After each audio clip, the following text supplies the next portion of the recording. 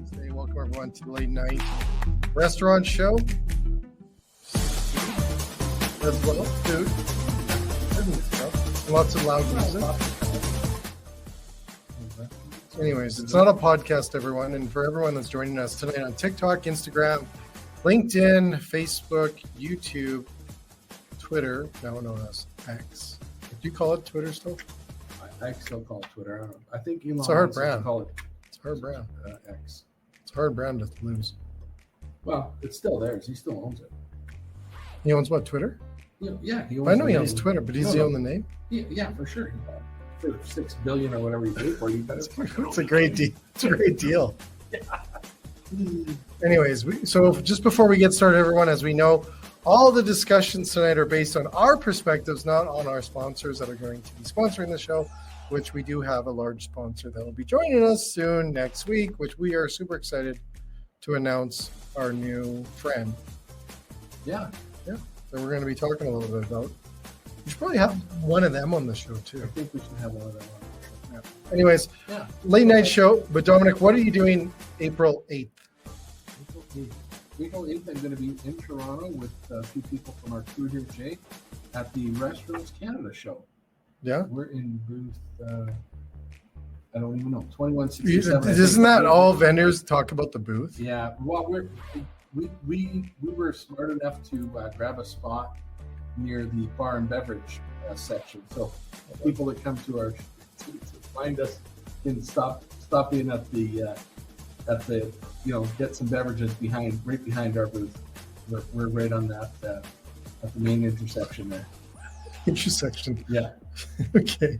Anyways, let's do this quick commercial, and then we have this amazing guest on. Yeah. I think honestly, he's the smartest marketing guy I've ever met. Awesome. Smartest marketing guy ever met. That's a big title.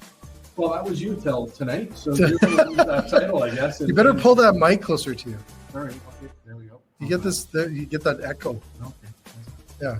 We're actually live tonight, also from Calgary, SafeCheck's head office. Do you call this like headquarters? The international headquarters. International headquarters. Okay. Anyways, let's talk about Restaurants Canada. Everyone, if you're not going to attend, you suck. Simple. Here's the commercial of Restaurants Canada. Here we go.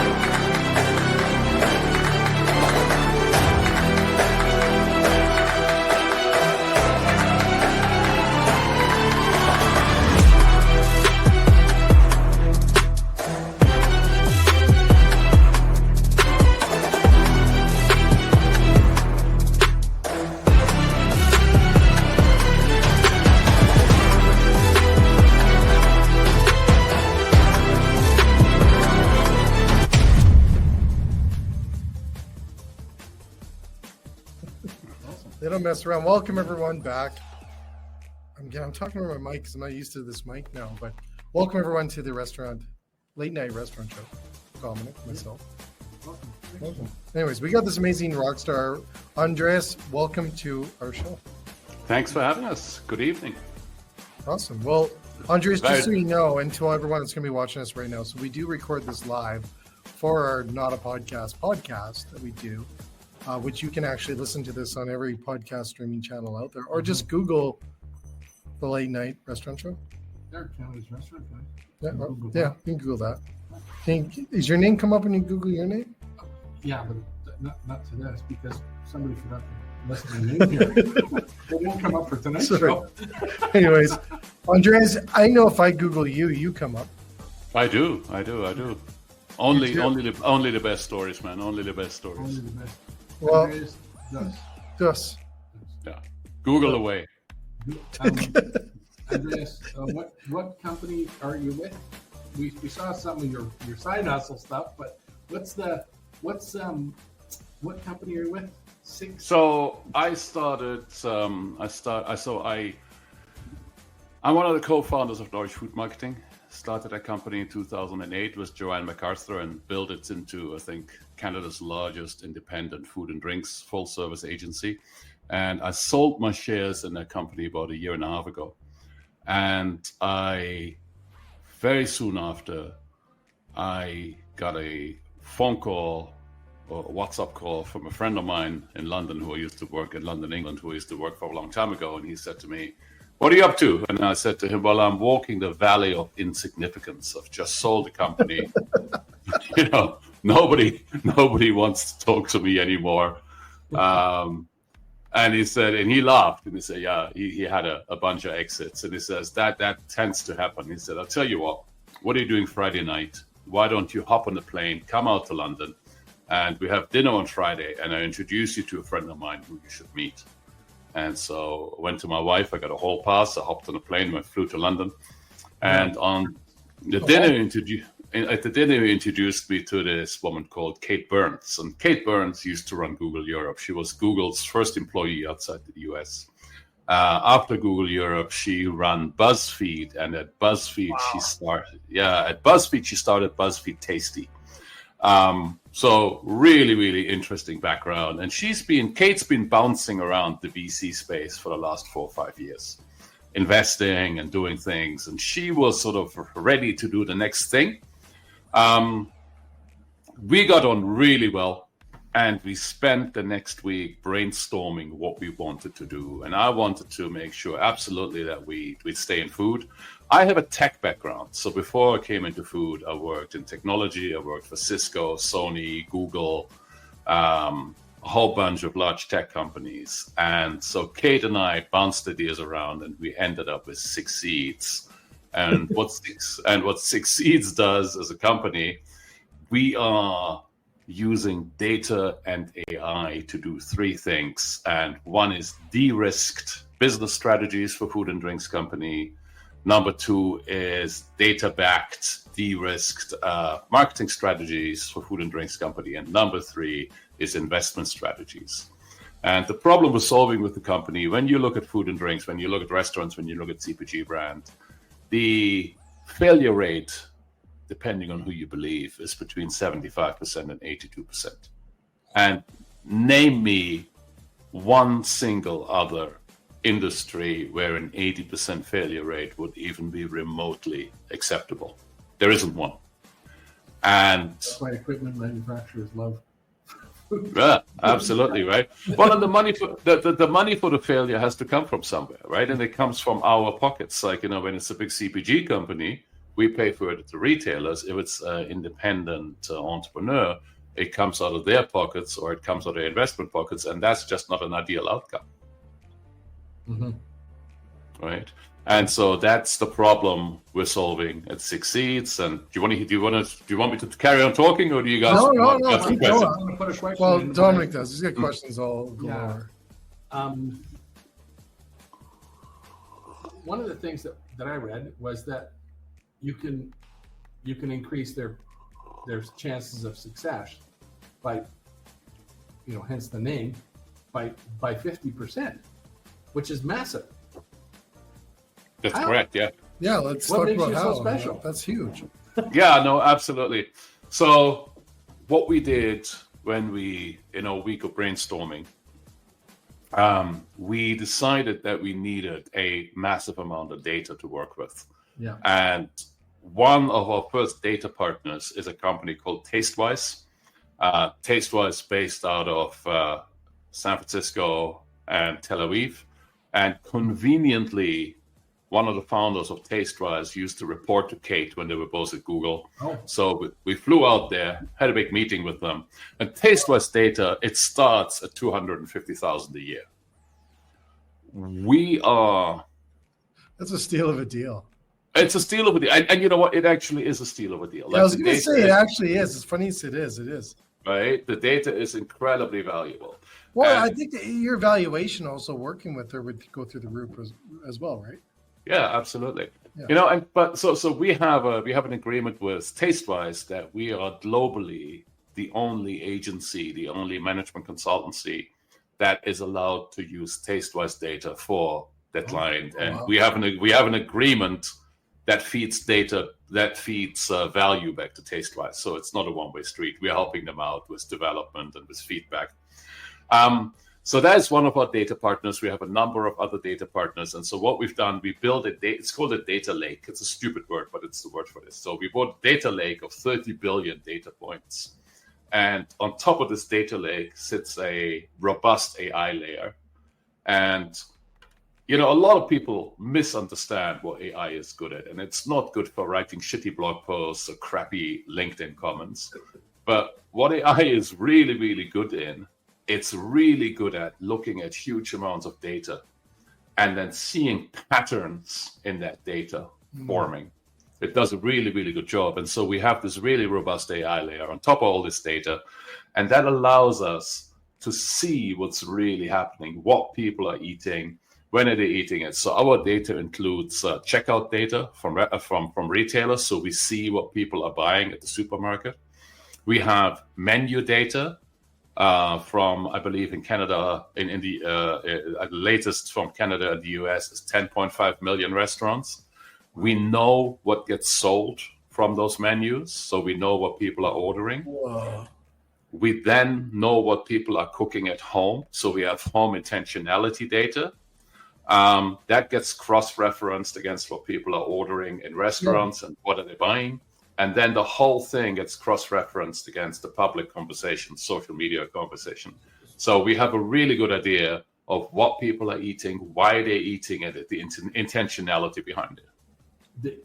With that much data, though, when you go to a brand, what I'm picturing is that because companies can now ramp up quicker and they can release products quicker, and they're going to have the data to back it up quicker, are we actually going to see faster deployment of new products because they're working with you? And that's, for them, that's a competitive advantage, obviously.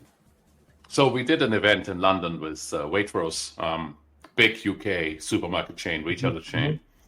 And we developed an HMR home meal replacement product live on stage with their chef using the data in 30 minutes. Sounds like something Jay would do. 30 minutes. 30 minutes, right? It was a 30-minute work. And, that was for a stage. So there was some corners cut. The normal process takes longer. But in 30 minutes, there was a story arc that said, these are the two fastest growing cuisines in the UK. They were Mexican and Indian. The AI looked at similarities in those cuisines. Where were the overlaps? Where could you create a fusion dish? And it came up with a number of fusion dish ideas. And then the chefs in the kitchen took the one where their culinary expertise said, yeah, that's something that we can work with. And then they quickly developed it and they served it up to the jury on plates within 30 minutes. Wow. Cool. Right? Heavy. So that's making a huge difference. So, and I think, a lot of people, there's a lot of fear about AI. I think what we demonstrated there was just a case where AI really accelerates and empowers the human spirit, and it doesn't replace it. Well, Andreas, I heard this week, and you probably heard this quote a million times, but I heard that AI is not going to replace people. It'll be people with AI will replace people. Is that true? Yeah, I think that's very true. But again, I think there is currently an awful lot of nonsense being talked about AI from both sides. You have your ex-crypto bros who are now AI bros, and they put TikTok videos out, make 10 million bucks with AI in 3 weeks. Yeah. Right? And that's complete nonsense. And then you have, on the other side, you have the people who are like, oh, doom is near and we're all going to be unemployed. And that's also not true. If you scenario stuff, does that play into it? Is that going to Sorry, can you repeat that? The Terminator stuff where AI is going to take over. No, the AI that we currently have access to is in essence very, very, very, very, very clever autocomplete. Wow. Right? So what do you mean by that, Andreas? Can you explain that? Because autocomplete, what's that mean? So when you're on your phone and and you type a text message, it typically comes up with a number of suggestions, right? So when I don't know, it sort of finishes the sentence for you. AI is based on probability, right? And so autocomplete is also based on probability. Autocomplete sort of says, well, in this context, after this word has a high likelihood of appearing. And it gets 60, 70% gets it right most of the time. So has AI got a percentage of failure? Is that still there? Well, absolutely it does, right? AI has a percentage of failure, but and this is another thing. Well, people say, well, AI sucks. AI makes shit up. Well, I make shit up all the time, right? We all do. We all make mistakes when you have conversations with human beings, right? That makes it more real, right? Yeah. No. Well, what I'm saying is, when we have conversations with human beings, you can't just blindly trust people, right? You get information in, you run your due diligence and say, well, this is good information. Here I disagree, and this is the direction I'm going to go. And the same thing is true with AI. You put a question out into AI comes back, you ask it further for follow-up questions, and then you say, well, does this work? Doesn't this work? AI is, in many cases, in most cases, it's a really powerful accelerator. And to give you an idea, for example, so we were working on a project for a commodity organization, and they were in the blueberry space, and they've been selling blueberries for 15 years on health benefits. Blueberries are healthy, you should eat some. Blueberries are still healthy, you should still eat some. Hey, look, it's a year later, blueberries still healthy, have you eaten some? And so we looked at people's behavior around blueberries and why they really eat blueberries. And we found out that it had nothing to do with the health whatsoever. People know the damn things are healthy because it's been harping on about it for the last 20, 30 years. So they know blueberries are healthy. That's table stakes. There were three main reasons why people buy blueberries. Number one was really, really, really obvious. Number two, completely caught them by surprise. Number one, blueberries taste good. That was a major consumption driver why people buy blueberries. Number two, which they had never even considered, was blueberries are really pretty. And people buy them to decorate baked goods, to make them look good. I'm a baker, but my sister does exactly what he just said, and exactly for the reason he just said, because they look nice. That's right. Really? She puts it on tart. She does on a cake. She does it in salads for that. It's healthy for sure. But she says they look nice. Yeah. The color, right. And something different in color that food is not known for. Blue, right? You've got greens and you've got yellows and you've got pale stuff and some reds, but not often blue. No. And it's you know what? I get a box every week, right? I get a shout out to these guys from Odd Bunch. I get a box of Odd Bunch veggies every week, and they're basically ugly veggies that they can't sell. Serious?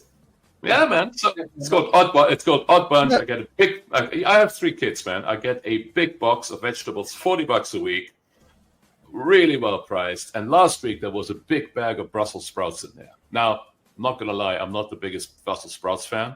So what I did, I put them through the mandolin, right? I made a little coleslaw. I made a coleslaw out of that beautiful green apple, and then I mixed a handful of crushed blueberries in there. And I served it up with some walnuts up top, a little bit of goat's cheese. And my wife was like, "Oh my God, that looks so pretty." And it was like point taken. It's exactly what you just said, Roman. Yeah. No Crazy, way. Man. And well, to dress up Brussels sprouts, you're a miracle worker, man. Listen, try them as coleslaw. It's the best way to eat Brussels sprouts. I love it. Yeah. Might be the only way, Yeah. But so those are the things you find. And then we did a project for a company out of the UK. They had just developed a low alcohol beer, a little bit higher than the 0.5 you normally find. They're running it at 1.2 for mouthfeel and flavor. And we're doing the research for them, and it turns out that one potential market for them, they didn't follow through with this, but one potential viable market for them was to market this as a brunch beer. Lots of people going for brunch again. Lots of people want a beer for brunch. Nobody wants to be hammered at 5 o'clock in the afternoon. You don't know any of our friends in this. No, but this is This is what, yeah, fair, true. This is what the AI helps you to unearth these little patterns, and then you can go down the rabbit hole, and you can come back and you say, do you think they didn't deploy it because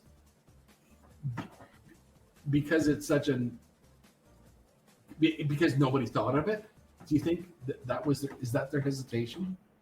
well, when you think about it, when you're in a restaurant business or when you're in a food business, the majority of people just don't have the time to really dive deep into what people really want, right? That's so true. This so often, and they're need not a gonna T-shirt go- with that on. Yeah, they're not going to. First off, I don't think they know that there's guys like Andreas out there that got access to this data that can really give them some really cool insights to whether they believe it or not. But I think as soon as they talk to somebody like yourself, it's going to at least open up their mind to say, holy shit, like you've got the NPD, like you've got some other data that's out there, right? But we don't need to do it. We don't know what to do with it. That's the thing. And this is why this is so important to. Yeah. Now, you're working with consumer packaged goods. Are you working with restaurant brands? Does anybody come to you from the food service side to say, how do we use this data? Yeah, one or two at this time in the UK. We're a brand new company. We started doing this in last year in October. So we launched last year in October. So we're currently, we're building business, talking to everybody we know, getting on everybody's nerves, calling people, cold calling, talk to us. And the response has been fantastic, right? Like there's a lot of people who see the data. There's a lot of people who say, well, I don't have the time to think. I don't have the time to step back, especially in restaurants. I mean, you guys know this better than everybody else. Yeah. Nobody can find staff. Food costs are going through the roof. Guests are complaining about rising prices. Half your reservations don't turn up, and you're working till 3:00 in the morning if you're an owner operator specifically. And then you still have to sort of sit back and research food trends. I mean, when? Your head's going to explode. Exactly. No. So Andreas, I got a question for you, because in the marketing side, how much is there any gut instinct left in the decisions when it comes to a marketing of a product or even a campaign or anything? Is there still some of the, I've got a gut feeling this is going to work, or are we just going to be all off of data in AI? I think if you go data and AI only, you're going to lose the soul of things. It's exactly the same with food, right? I mean, food is love. We all know this, and in its purest form. And, the job of AI, the job that we do, is not to replace creativity. It's not to replace gut feeling.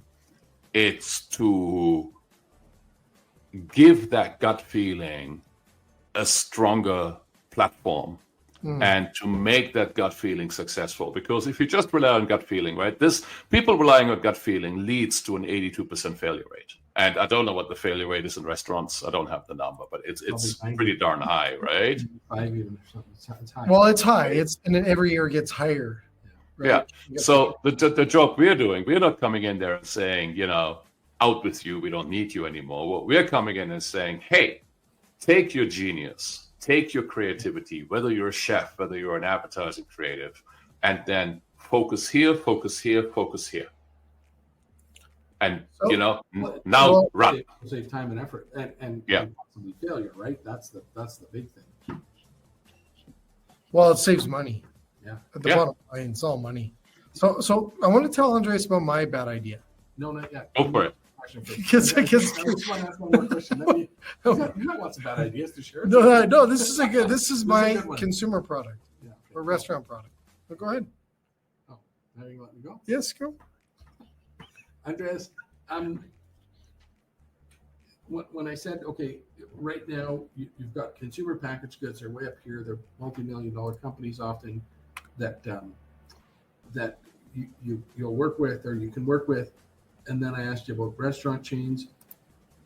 Like everything else, will what you're doing get down to where the 2 or 3 or 5 unit restaurant little group is going to have access to this and is going to be affordable for them to deploy it? Is that in our future? I think yes. I don't know, what your plans are as a company, But I would think that eventually what you're doing is going to be available to everybody. Yeah, I'd say so. I think data is something that we are going to have more and more access to.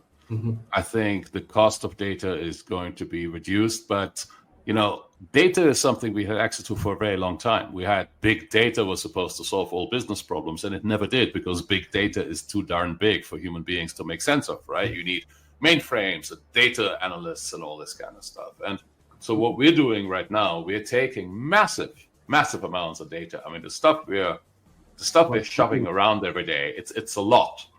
But because we have this AI layer on top, that is becoming a lot more manageable. And our cost, when we start working with somebody, and this is still a fair chunk of change. I'm not trying to sort of say, well, everybody can afford it. But the cost to engage us starts at around $20,000. Now, that's a lot less than traditional Nielsen data of yesterday. Yeah. Right? That's a lot less of what used to be possible only a year ago or only 2 years ago. Now that 20,000 will buy you a fairly good insight in whether a project you're about to start should get started or whether you should either pivot or make changes or perhaps even change. I mean, the world doesn't need another gluten-free cookie mix. The world doesn't need another tomato sauce. The world doesn't need another. Tell you my idea. Okay, go for it. Tell me your idea. Well, no, I want to talk about it because first of all, Andreas is a marketing machine. No, for sure. But don't bring up cookies with him. No, I'm not going to bring cookies. Apparently, that's a no. Bad idea. No. You're pivoting right now, right? I can tell. Son of a bitch! I was going to say cookie. It's like, No. It's like, what? Hello? Why's my microphone dead? Exactly. So I do want to say this. Are you still there? Yeah, I'm still here. So here's where the data could have came in really important. Yeah, for sure. So 6 years ago, I created. So Beyond Meat came out with their burger, right? Beyond Meat came out with their plant-based burger. I thought it was brilliant, but I came home and I'm like, I could do better than this. I literally said that. I said, I can do better than this. So I called my chefs and I said, guys, I need a plant-based product. And then at that time, ground beef was starting to escalate in price. It was getting really pricey. I'm like, okay, what if I know lentils are cheap?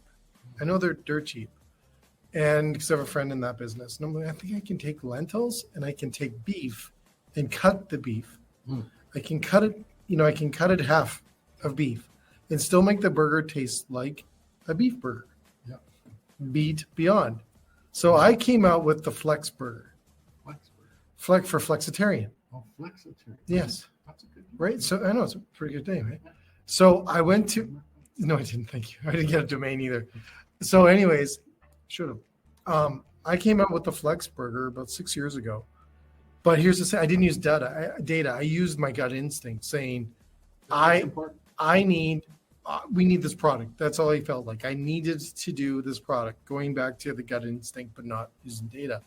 If I used data, I probably would have known how to even market that product better. Because we got to a standpoint where the product was phenomenal. It tastes great. It was all raw ingredients. The cost was 30% reduction in the cost of that burger. So I reduced a burger patty by 30%. Think about that in the big scheme of the world. Yeah. If we took beef today and cut it with plant and You just released it to the world without. well, exactly. But you know what I'm saying, but Andreas, Andreas, you know this too, right? Like if you reduce one of main and products ingredient deck by 30%, you can feed a lot more people in the world. Yes, you can. Right. Yes, So absolutely. right. And Like, you've just done something else, by the way, right? Which is becoming really important. You just reduced the emission load of that burger. I didn't even know that. See, that's why he's a genius. Like that's What are the language restrictions on this podcast? Do we have any? No, we're Okay, late night. so you reduce them by a metric facton, which I believe is it's a technical term. But That's a but that is becoming really important. that's huge. Well, Yeah. So I just looked up while we were talking. But I'm just going to tell you. But here's the thing on this. So I just want to finish because I think I could have used you 6 years ago, Andreas. We probably would have Flex Burger everywhere. Well, I wanted to reduce the cost because restaurateurs could not make the profit. So I was giving Now's them, the time. I was giving them 30% back in their wallet, Yeah. in their main product, one of the main products on the planet. And if the taste is acceptable, the consumer's going to accept it, especially because if you have lentils, I'm sure the protein level stays up. No, it actually increased. The protein there you levels go. actually increased. The fat was reduced, right? But we did use a higher fat content on That's the okay. beef. That makes it cheaper. Well, Sorry. we did, but we did because we had to get the flavor. Yeah, Flavor yeah. comes from the fat. So Of we course. increased the fat on the beef. So most beef was like a lean. We went like an extra lean. We went to like a lean or A regular. Yeah. like a regular. And then we took the lentils, and I think we had mushrooms. We had I think there's 3 other items. Put them together, and the product was 30% cheaper than a regular, and it tasted just as good. So I think what's going to happen is, I think Andreas said it earlier, is AI is not going to take over. It's going to, if you have access to what they're doing, it's going to confirm your gut, or it's going to say, no, you're an idiot. You shouldn't be going this way because here's what's happening. It was good 2.5 years ago, but right now it's tanking, and it's 5. It'd be interesting to ask AI today about that product. No, it's going to say. Well, I just did. Did you? What did it say? I just pulled out some. When I say I just did, while we were talking, I pulled out some top line, Okay, what's it say? some top line data points. So the fast, and I'm looking at the experience that people are looking for when it comes to plant-based burgers, right? I'm using plant-based burgers as a stand-in. You'd have to go deeper, and I don't have the time to go into lentils and stuff. So the fastest rising experience people are looking at, which has an increase of 430% year over year in the last year, 52% restaurant, 48% home minting, is guilt-free. Guilt-free. Guilt-free is the fastest rising one. The dominating experience is tasty. Yeah. See, Has to taste good. but that's why they're failing. That's why every exactly right. product is failing, because they cannot get that taste. That's right. Here is an interesting one. Number 5 is indulgent. And indulgence is a word that is coming up time after time after time after time. I'm going out less. It's costing me more. I'm going to have an experience. It's got to be So right now, the world is going to shit in many interesting ways, right? You've got crazy Putin doing crazy shit. You've got the Middle East is on fire. You have inflation. You have climate change. So people are really worried about things. You didn't mention And what happened? crazy PM that we have. And Don't get so, started. so what happens in those cases? People are looking for little things that make them feel better about the world they're operating in, right? And so what's happening there is that you have people looking for indulgent experiences that they can afford. And that's what it comes into a burger. A really good burger makes you feel good. Yeah. Right? See, And that's the double win, Andreas. If we make a burger that makes you feel good, but at the same time reduces all these, environmental impact, is better for you. Like that's the holy grail, right? Like absolutely. all those aspects. Absolutely. I did it. I think commercially burgers have been cut for a long time, usually with crumb or some sort of wheat or filler or something. But now, I don't know if it's been done like that, but you should pursue it. Andreas, we got to talk later. We'll talk later. Let's talk about indulgence. Shout out. I was my wife and I. We were out on Saturday evening. We went to 20 Victoria. You familiar with it? I don't know. I think I'm not sure if they have 1 or 2 Michelin stars at this stage. Downtown Toronto. Okay. Yeah. That was proper indulgence.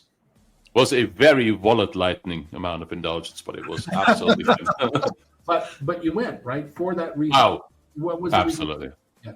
You wanted to. Yeah, it was a birthday. It was 8 of us, and I think the bill came to something like $2,500. But worth every cent. But exactly. So people want to do that, and I think it's an experience. You talked about that last week, I think, as well. Oh yeah, that's all it is today. And when when we go out, that has to hit, or else. We had 8 courses. Listen, we had 8 courses. We sat down at 6. We left at midnight. Yeah, it was fantastic. Well, it's built. It's probably experience, cheaper but than it's a hockey game. well, it is. It's an entertainment, right? It's back to this entertainment thing, right? And we're seeing this more and more. Yeah. So, Andreas. So the other thing I just want to mention, I want to go back to my burger for one more second here. I know. 20 grand. I'm gonna have to get 20 grand here in a second. I just want to say the one thing that we did realize that the feedback from the people that we had tested it with and the customers that were looking at there was an enormous amount of positive feedback. The problem that we got on the feedback was the fact that people didn't know how to sell it on the menu. Yeah.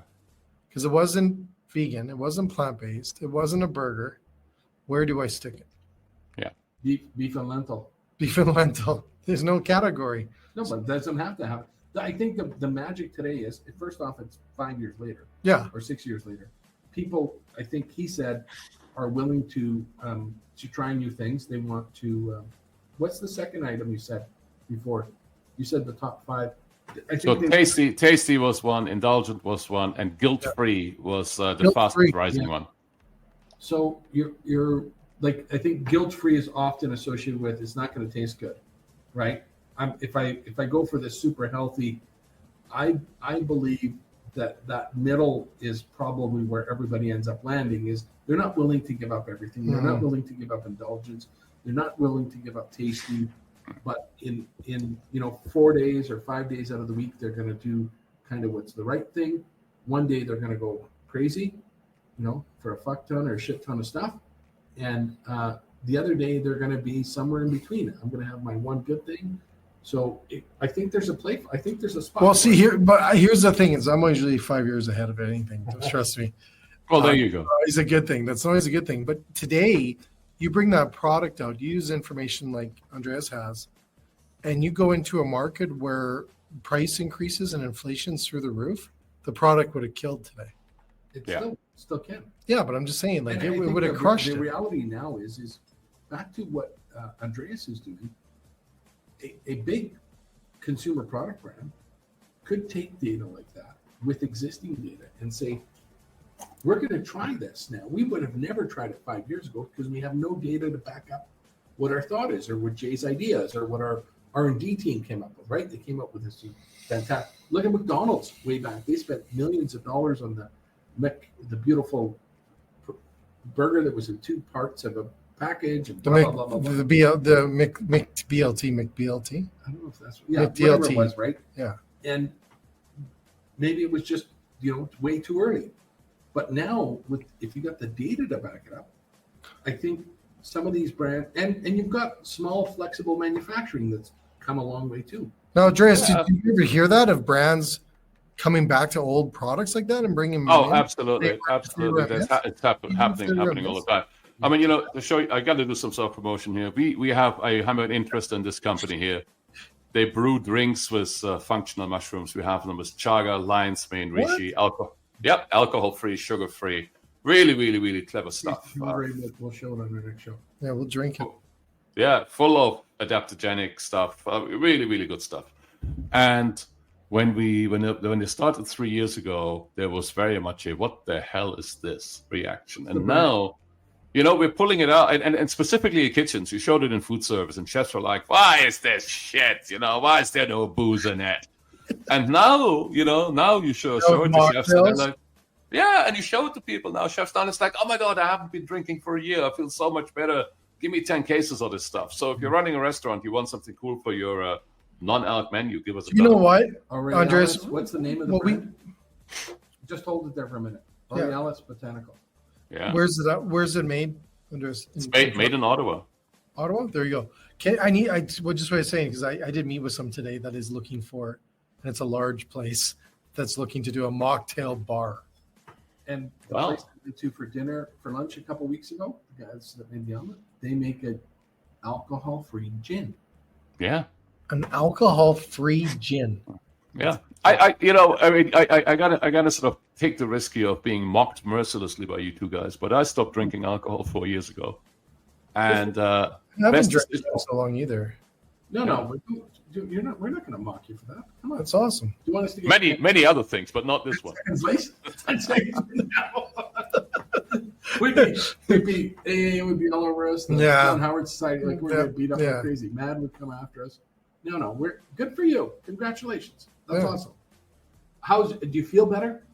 Oh yeah, I mean, I did it because I did a dry January just for shits and giggles, and at the end of the dry January, I found like my run times were faster. I slept better. I had more patience with my kids, Wow. and so a dry January became a dry February, and then a dry February became a dry March, and then it was just like, well, I may as well go on. I still have like on Saturday when we were out at the restaurant, I had a nice glass of wine with everybody else because. Hell yeah, right? So I'm Does not. it taste different? I noticed that, Andreas, when I do things like that, when you have like that glass of wine, or I had a pop the other day. I stopped drinking pop. Yeah. Oh, it hits different. Does it ever taste different? Oh, does it ever hit different, man? Your everything's clean, right? Like I think your taste buds. Well, it's got to be up here too. It's got to be in your brain guaranteed. too, right? Guaranteed. Yeah. Yeah. Did you crave it after? Is the question. Not at all. Okay, so that's cool. Then, No. then good, right? Yeah, awesome. Congratulations. It's awesome. Thanks, man. Thanks. Yeah, it was a good decision. But like back to AI. If you're running a restaurant, if you're looking for inspiration, then AI is your friend. It's not your enemy. And using it intelligently and using it with intention is, in my opinion, a really, really, really good idea. And whether you're looking for an LTO, for example. And for LTOs, it's fantastic, right? Because every corporate chef I've ever known, we did some work with Bento Sushi for a while. And their LTOs, they were just like yet another brainstorm, and everybody was tired, and it's like everybody comes to the same decisions. And now, like a brainstorm for LTOs, it takes, if you know where to go, it takes 10 minutes to do, and you have a list as long as your arm, and you can start working from that starting point. Yeah. Back to who's going to engage companies, that would engage. There's lots of small and medium chains, that are 10 years. I don't think your price point is wrong. I think your price point is awesome because if you think about it, the time and effort of research that's going to happen before they can launch an LTO, a new menu item. That's cheap. Like seriously. It is very those are $1 million ideas, right? Exactly. You don't mess with them. So well, I mean, as I say, 20 grand is a starting point for. No, for sure. But let's say it went to 100 or 150. Yeah. Brands waste that just in filling up their pipeline with waste of stuff that they don't need that probably should have never bought because there's no data to back up some of the things they're going to do. So having access to that kind of data is awesome. So now it's I think the future is super bright for your company, obviously, because people are going to find out about it and they're going to say, well, this, 5 years ago, this would have been a $5 million touch for us to think about it. Now we can do it for 100 grand, or we can do it for 50. I don't know, whatever the number is, but it's still not a $5 million gamble. And if I can reduce my risk by 50%, okay, I'm in. Yeah. Well, that's the intentionality, right? Yeah, it's awesome. So you have offices here in Six Seeds is in Canada and the UK. Where are the offices? So we have offices in London, in the UK. We have offices in Toronto. But in all honesty, we're working with companies in the UK. We are just building a relationship with a potential client in Australia. Nice. We just had data from India come online, so we now have really. We have really deep data about the Indian subcontinent food data. Wow. So that must be incredible because the population is massive. Oh, it's insane. I mean, the amount of data crunching involved is just absolutely ridiculous. Andreas, I get so many questions on this, but I have to ask you, is because I've heard this a million times in my marketing life, but they're different than we are. Is the world really that different anymore? They're going to be able to. No, for sure it's different. They're going to be. No, but it can't be that. But at the end of the day, it's different. Guaranteed. It's serious. Well, I think their habits. Maybe in the micro, but in the over. But that's what that allows you to do, right? Am I wrong? I'm going to say yes.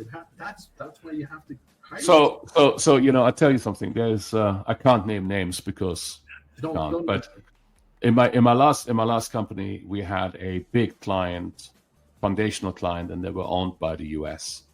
And that US holding company owns comparable companies in the US, in the UK, in Portugal, in Mexico, a number of other countries.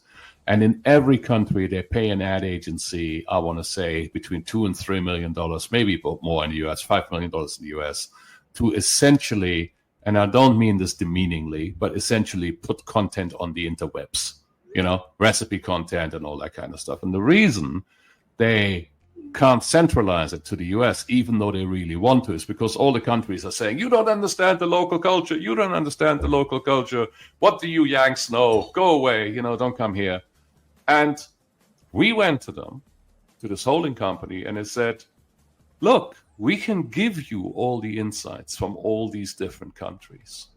And we can make sure the content you're putting out there is culturally relevant and relevant for that particular part of the world, whether it's the UK, whether it's India, But you can still have the benefit of having one test kitchen in Phoenix, Arizona, and you can test all these recipes here. And then you have a much smaller local team, a much smaller local brand team, but you may perhaps even want to bring this in-house. And that brand team can then make sure that what you're pushing out is pushed out at the right time, is pushed out using the right language, making the right connection, building the right network.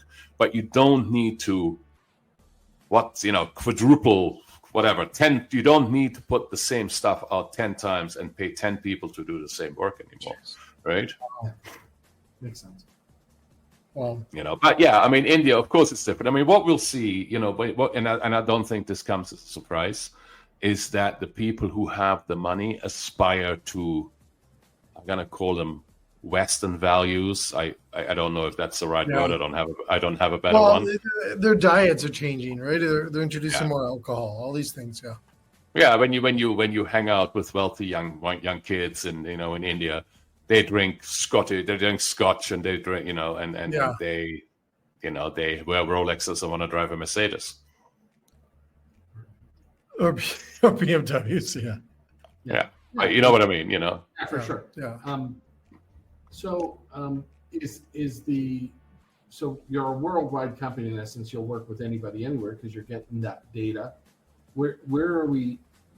I would imagine Africa is kind of like the last place we're going to get data from, or any big data, except for maybe South Africa and Egypt and places like that. But their brands are also not as developed as they would be in Europe or Australia, Canada, the US, right? Yeah, there is a shortage of data out of Africa, absolutely. Is South America big on the data side? Are we getting good data out of South America, and Africa is I mean, we all know this. It's a big continent, right? Yeah. And Morocco and Egypt are very different from South Africa, are very different from Nigeria. Yeah. Culturally, there are many different things going on. But overarchingly, the amount of data coming out of the African continent is very sparse compared to the data we have access to from other countries. South America, pretty much the same thing. We have really good data coming out from growers because it is such a rich growing continent. Very cool. Right. And so we also have growing data coming out of Africa because a lot of the farms, a lot of the plantations on the African continent are tied into the global network. And the people who are running the network there, running the distribution, running the farming, they're just as sophisticated as they are as anywhere else in the world. So 6 seeds from the CPG side, because you have access to the data, does it limit you to packaged goods? Can you go for clothing? Can I go for no, we specialize on food. We specialize on food because just for food, the data is already it's so much that it's beginning to we're reaching frequently the points where computing power is telling us we're kind of done here, guys. Wow. It's like Cool. we're shoving we shuffle big shovels of data around every single day, and it's also where our passion is. That's what we want to do. And for me, part of the reason why we started this Succeeds was from a personal interest point of view. A lot of the companies that are pushing us forward, that are doing in air quotes, the right thing, that are putting cleaner products on the market, that are worrying about nutrient density. These companies very frequently are in a position where they're finding it difficult to compete because they don't have the right data. And so that is definitely a part of my personal reason to get out of bed in the morning, is to help companies to bring better food to people. Nice. Did we say this is not a podcast? I think so. I think we did that earlier. But Andreas, I have one last question. First of all, thank you again for your time tonight. Oh, thanks, man. It's a real pleasure. Well, I just find you fascinating on the marketing side too, and like you're a genius on that side. I got to ask you a marketing question now. Where are we headed with marketing right now? Are we getting in, because you hear this authentic content, you hear this whole thing around storytelling and marketing. Are you seeing that from your marketing lens right now? So everything you do is marketing these days. Everything Okay. Right? Because everything that is in the public sphere, from the way you, treat your staff, is up for comment these days, right? I don't know if you guys watched a video on TikTok where, I forgot which company it was, but the young woman got fired on camera, and she filmed how she was fired, and it was a particularly unsympathetic way of letting go. And that, racked up millions and millions and millions of views, and actually cost that company 10% in share price for a couple of weeks, right? So everything you do these days has to do with marketing. Companies, in my opinion, need to become storytellers. If the more transparency you can afford to have as a company, the more value share you can have with the people you're preparing food for, and the more effectively you find ways to communicate that to the people you share those values with, the better. So marketing isn't about taking TV commercials. I know, we all know this. It's not about creating TV commercials or running an influencer campaign or, putting posters up. That's all part and parcel of what it is, but marketing and transparency these days are going hand in hand in my opinion. And the marketing department needs to be a storytelling department, and it needs to cast a wide net. I saw a fantastic ad, a fantastic poster yesterday that made me laugh out loud. There is a chain of optometrists in UK. They sell eyeglasses, spectacles, glasses, that kind of stuff. And their tagline is "should have gone to Specsavers." Been running forever. Everybody in UK knows that line. And there was a picture that somebody took on social media. One of the delivery vans got trapped under, basically they have these rising bollards in Europe that sort of, stop cars from going to pedestrianized area. One got trapped by one of those bollards and it got raised in the back. And what could have been a really embarrassing moment, Specsavers embraced this one and made a number of posters out of it. Really? And that kind of radical openness, and say, well, we screwed up here, but it's funny as hell. Mm-hmm. Got a really good reaction in market, because everybody makes mistakes, everybody gets things wrong every now and then. And rather than fighting it, rather than hiding that away, they sort of said, well, here it is, and let's share the joke rather than us being the butt of the joke. So, Andreas, last question for you, because I'm fascinated in your marketing. He's the best in marketing. I believe, and this is my quote, Dominic knows what it is, I believe every restaurant needs a podcast for a marketing engine for them today. Would you agree?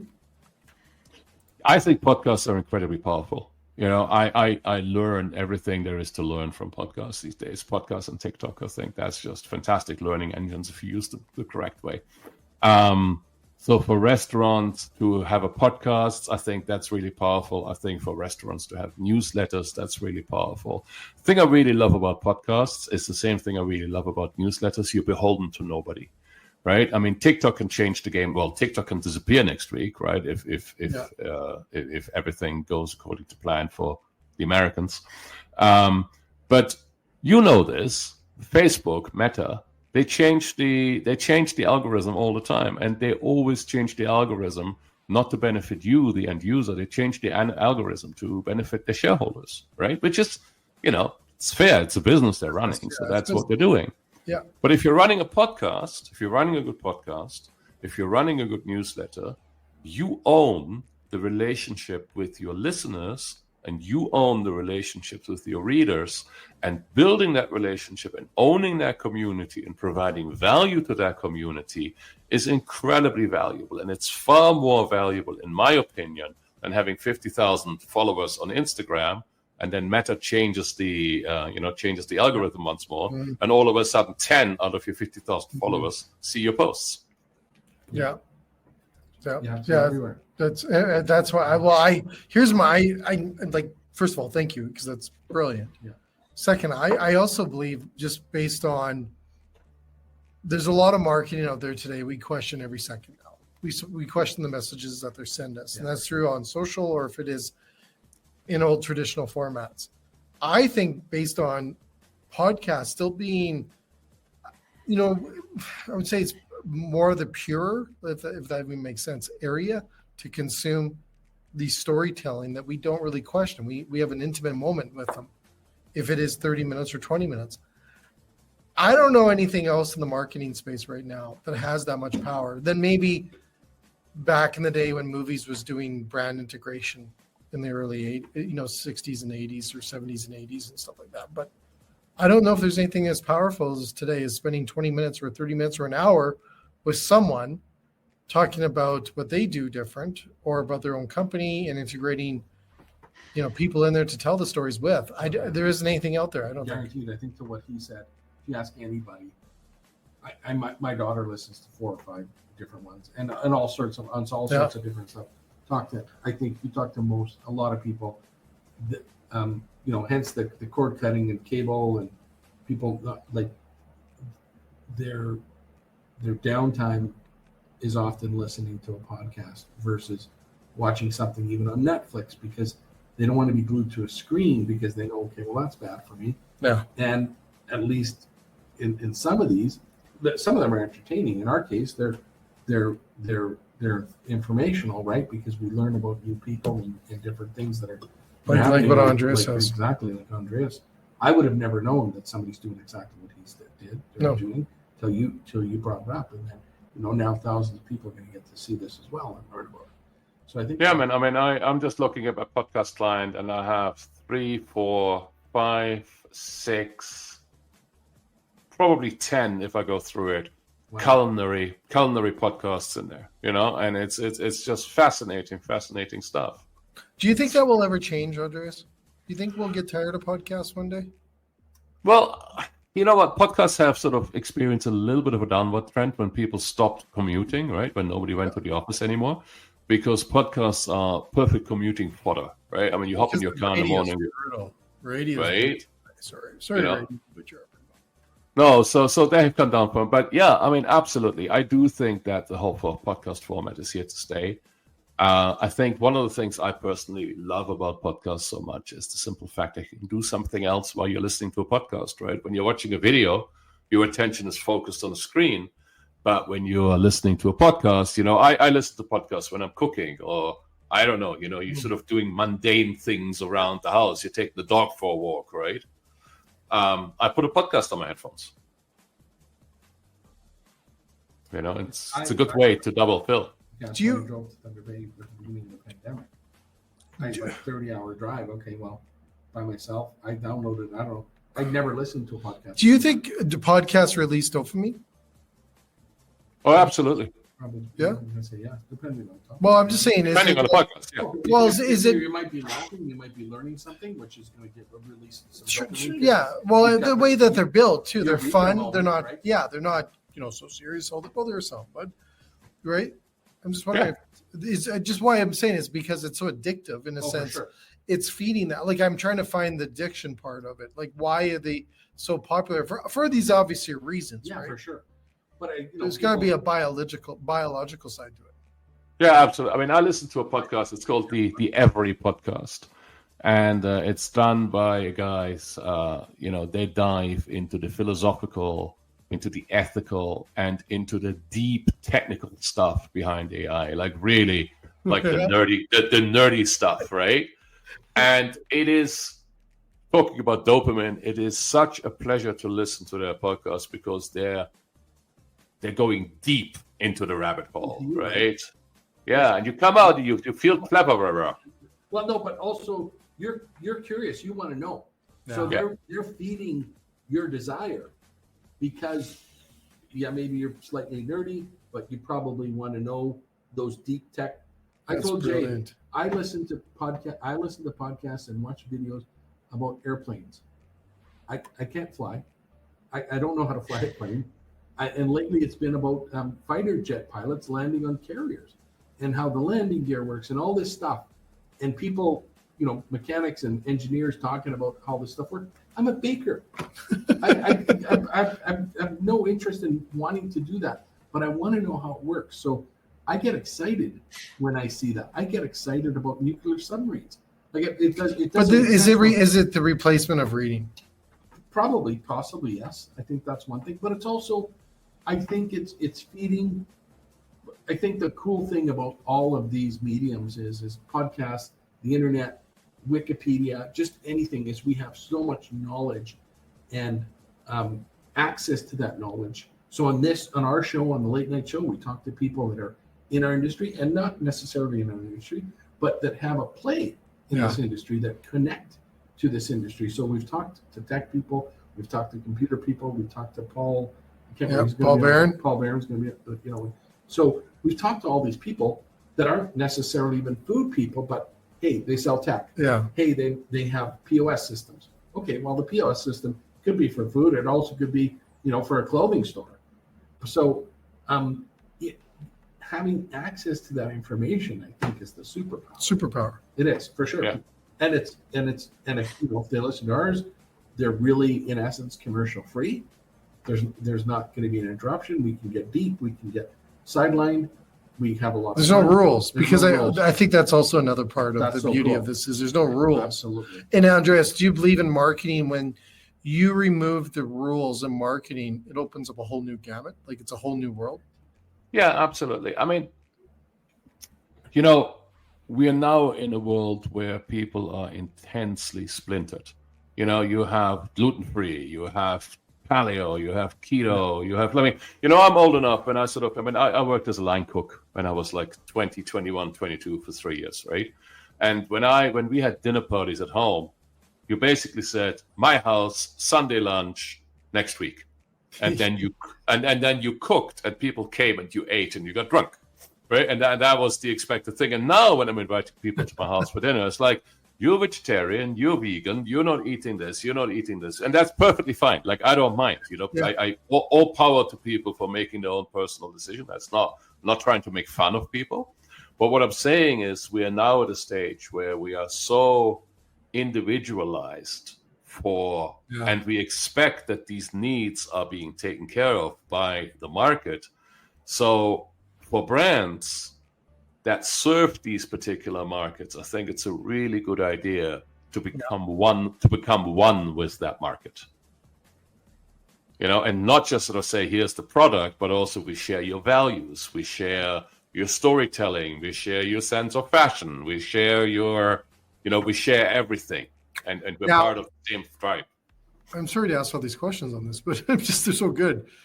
Is this in a case? So is it feeding the need to have, because back in the day, these kind of, this is why I say about podcasting, and this goes into the marketing side, is all people say, well, how do I prepare for your show, Jay? And I said, well, just grab a cup of coffee, because it's having a coffee with someone.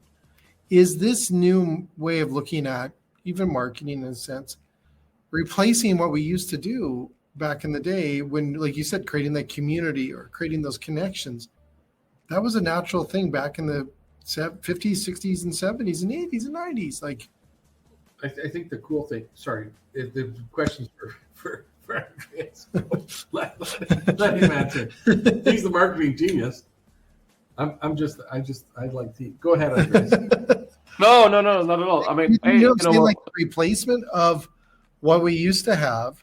Back to the individualism that we had, you know, that we're looking for today. I need this way, but a lot of those things were brought to us in those conversations when we were with people.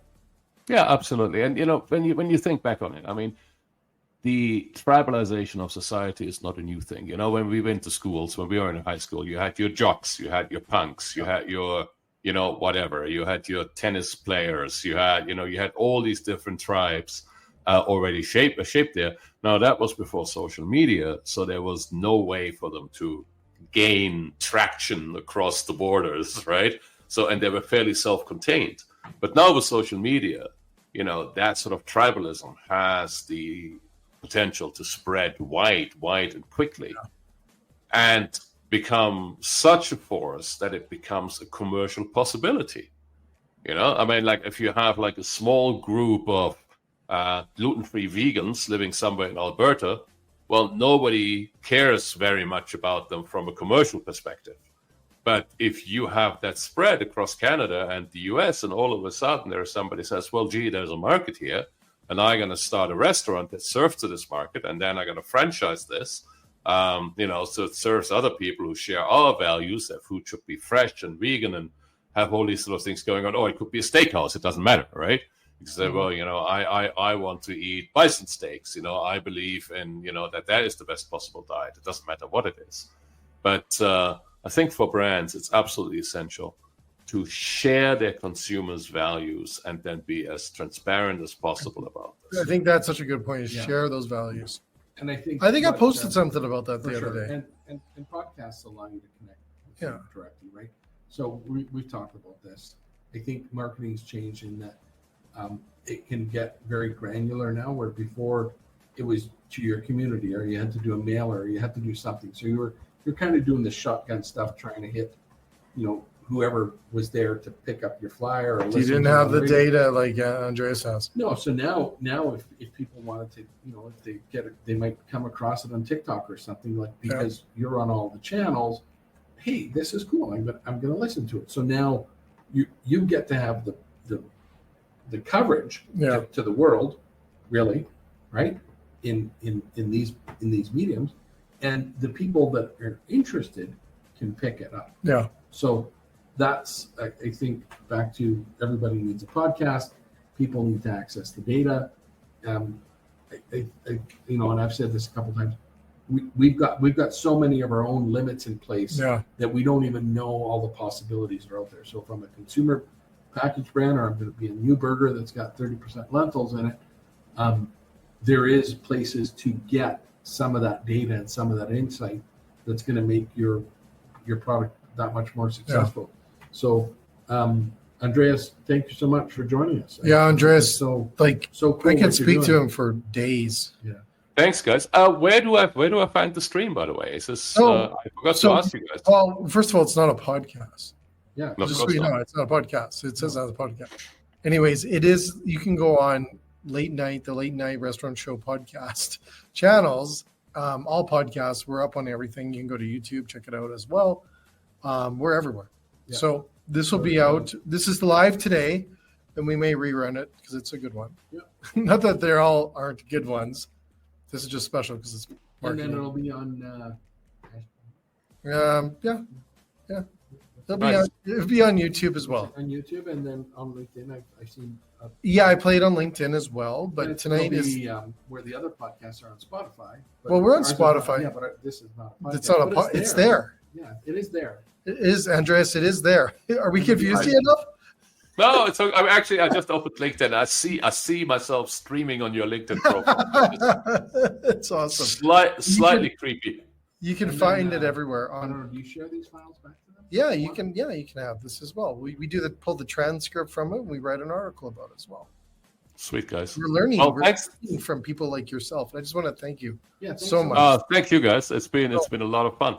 And it's so if people want to reach out, like we have a lot of big companies that listen to us as well. Andreas, they want to reach out to you. Where do they find you on LinkedIn? So you can find me on LinkedIn, or you can just send me an email to Andreas Andreas at 6seeds.co, not .com, 6seeds.co. Or you know what? Give me a call, 416-301-9002. First phone number ever on a podcast that I've done. Send me a message, man. 416-301-9002. I pick up the phone. Clean your windows or do your furnace. Oh, I have five people waiting. Andreas, it's been an absolute Thanks pleasure. so much. I just want to thank you again. Okay. Super, guys. Take care. Have a good night.